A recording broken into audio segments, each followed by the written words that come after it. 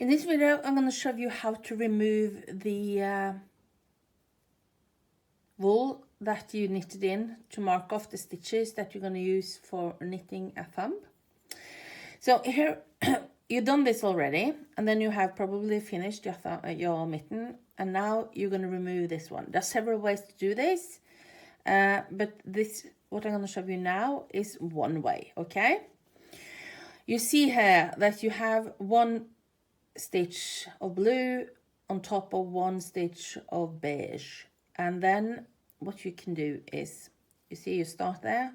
This is the first stitch. You insert, I'm using a smaller needle on purpose to, to make sure that you see better. You insert the needle into that stitch, then you do the next one, and you go through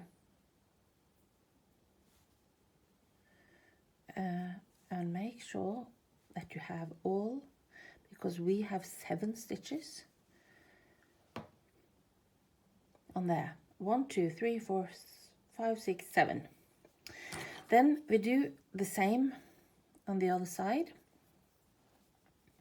which is a bit more trickier, but still it's not that tricky. Let me see. 1, 2, 3, 4, 5, 6, 7. Because you see, now we got 7, and the last one there is actually a part of a stitch that is fastened, but we're going to pick up that later, because normally what you do is that you knit a couple of extra stitches in between the front and the back.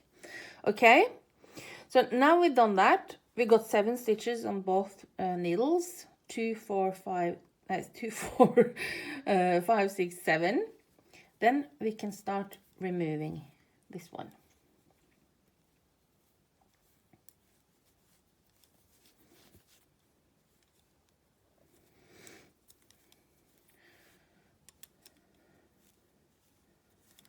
I'm not going to show you all my the whole process of taking it out. Well, maybe I should actually. But what you do is that you take one at a time, okay? Going out like that. I'm gonna do the rest off camera, and then I'll see you on the other side. So now I've removed the blue wool, and we got an opening for a thumb. This one obviously is too big, but it's because this is just for illustration. What you normally would do now is that you start on your thumb, but you need to close that gap here. So very often you are asked to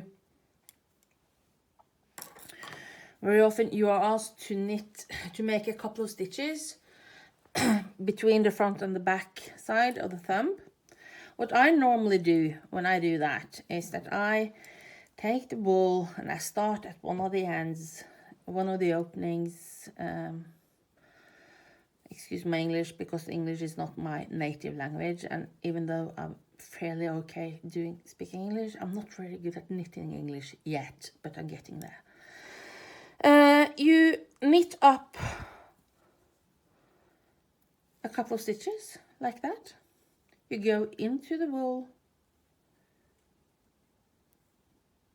and collect the wool from the ball, and then you got 2 stitches, okay?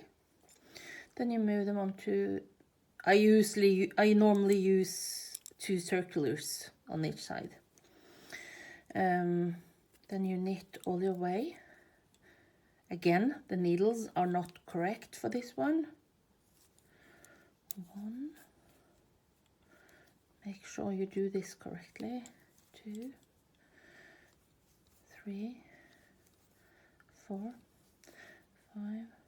And as you see, I do it the continental way, but I mean, if you do the cast on, or whatever you call it, feel free to do that, of course. But this is the way I do my knitting.